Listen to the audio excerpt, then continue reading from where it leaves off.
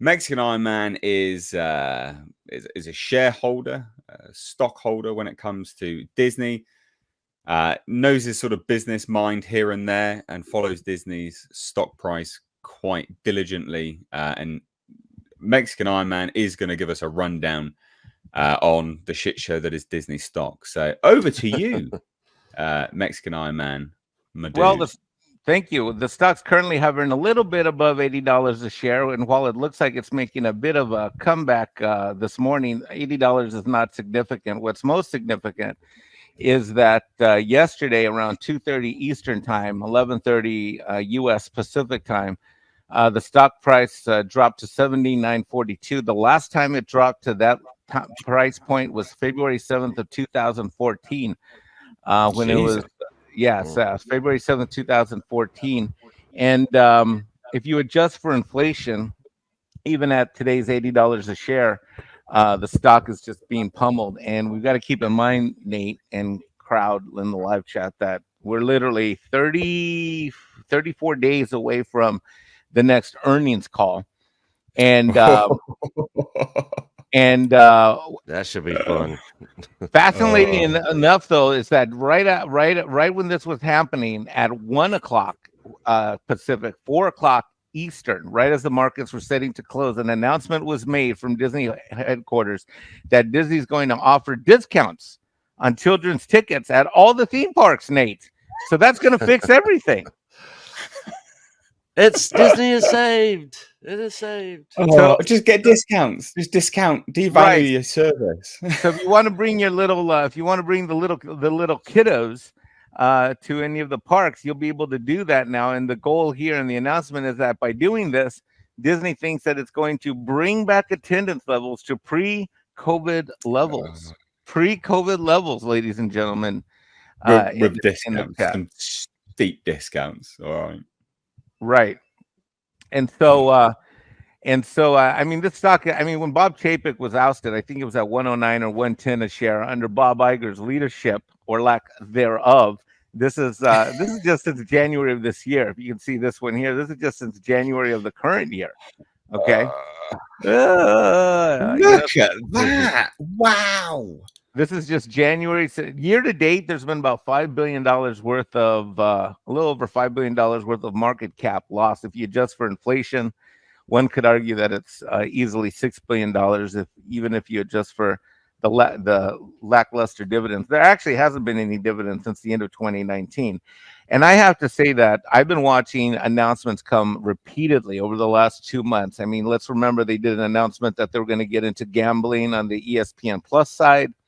They, of course, had the very public fight with Spectrum on the carriage on the eastern USC border with the various regions. Disney tried to spin it like it was a win. They've been doing a lot of advertising, which I'm sure those that are in the Commonwealth and not in the U.S. may not have seen, but on a lot of U.S. Major League Baseball, U.S. football broadcasts, they've been advertising Disney Plus bundle. To be the new thing of Hulu, ESPN Plus, and Disney Plus, and they're calling it deliberately Disney Plus. They're calling it the Disney Plus bundle. But that being said, it looks like Wall Street is not reacting very favorably to this announcement. And I think what's going to happen as we look up to the next earnings call, which I will do everything I can. I'll be done with tax season. I'll be back on South Carolina. So whatever show you do Tuesday or Thursday after that earnings call, I will be more than happy to be there because I will be reading it. I am a stockholder. I am upside down on some of my positions. Some of them I've had for a long time. Overall, I'm down because a certain Mexican dummy head was buying on the way up to $180 a share. So I've got some at 100. I've got some at 110. I've got some at 177. I mean, I don't have a lot. I mean, but it's significant what I've got. But at this point, Nate, can I say a word of comfort to this Mexican dummy? Yes. Buy on trend. So the Mexican did nothing wrong. This was sound investment advice, but it doesn't always pan out because you never know when the trend turns. Well, Mr. An aforementioned anonymous Mexican dummy head is now dollar cost averaging his butt all the way down right now. So DCA, just keep DCA in, Mike. Dollar cost averaging his butt left and right. But frankly, look, I'm hard on this company, Nate and team, but I want this company saved. You know, when Disney Plus was Yeah, we all want originally, it to do well. I They mean, made good films once. Nate, when Disney Plus was originally like launched, I had this idea in my head when I first subscribed. This is no joke. Okay, I've said it on multiple channels that I've been on. I was thinking it'd be grandma, me, my sister, my 10-year-old, and we'd be watching things like Snow White, you know, all these classic things, maybe some reruns of some Little Mermaids, maybe even some new good things. But it's just turned out to be, as you guys have aptly covered in your Ahsoka thing, whether it's Star Wars, Marvel, or anything else, it's just a bunch of woke garbage. It's a bunch of trash. And they seem to not give a crap about any of their legacy properties that once made this company great. Yeah.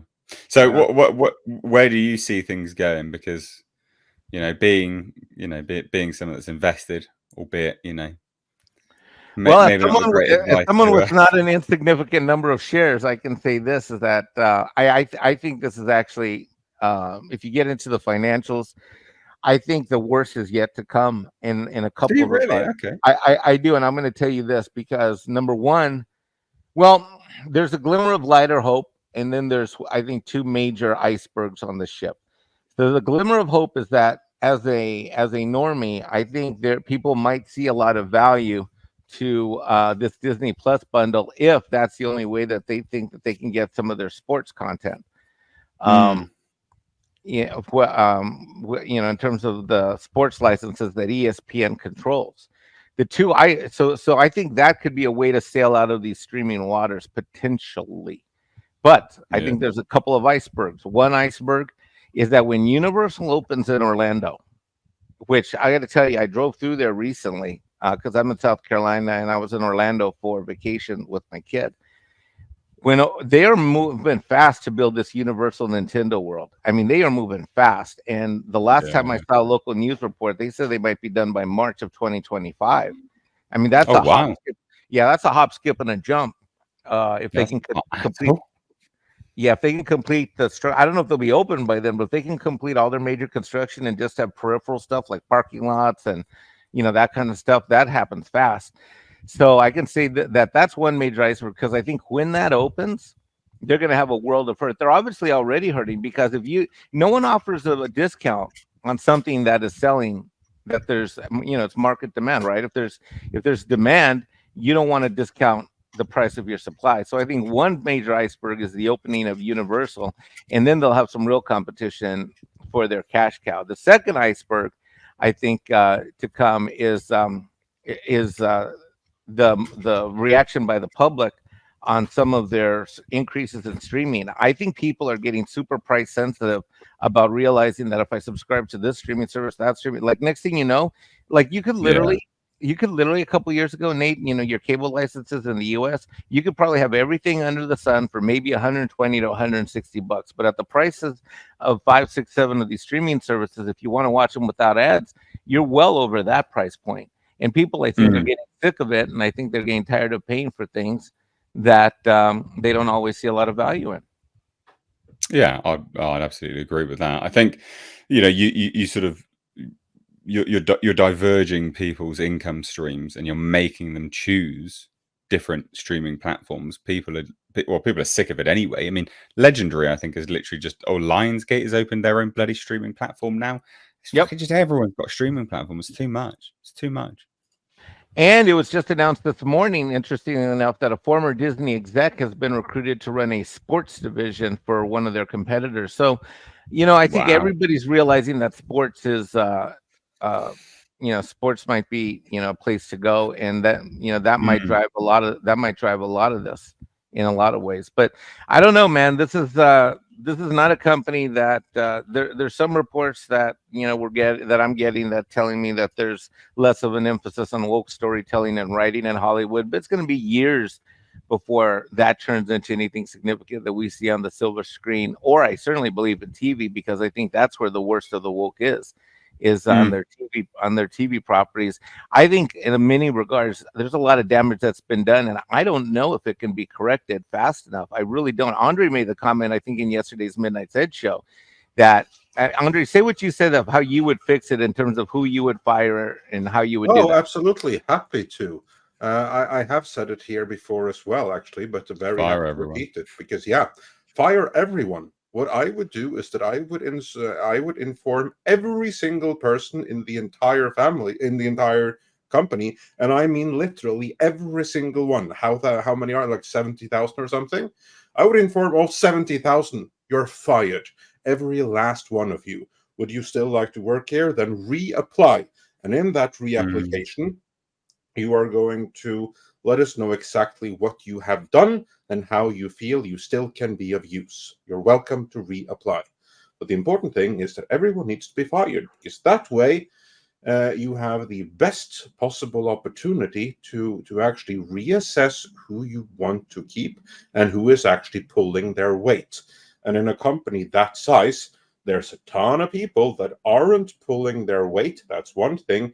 Plus, in a company that is so filled with activists, there's a lot of people that are actually negative for the company that you do not want there. There are positions you do not need, and there are people you do not need. And that is the proven efficient way of doing it. The example I give is that this has been done with success in a number of police precincts in, shall we say, parts of Europe where corruption runs rampant, where they had problems with crime and everything, and then someone figured out that, you know what, a real problem here is that the criminals are protected by the police. The worst criminal gang we have is actually the police themselves. So what they did in some local communities, they fired the entire local police department, meaning that for a while there, they didn't have any police. Now, many might worry, oh my God, the criminals are going to go to run amok. But the worst criminals were the ones working for the police. And that's who they got rid of that way. They were that way able to root out the corruption in the department. Everyone who were clean reapplied and were actually given back the position. And then crime nosedived, because now the criminals no longer had the protection of the law. And things just got better all around. It's a tried and true practice that a company like Disney, which is now so corrupted, I would say it is just as corrupted as a mafioso little city in Romania. And the same procedure would work. So yeah, fire everyone. There you go. There you go.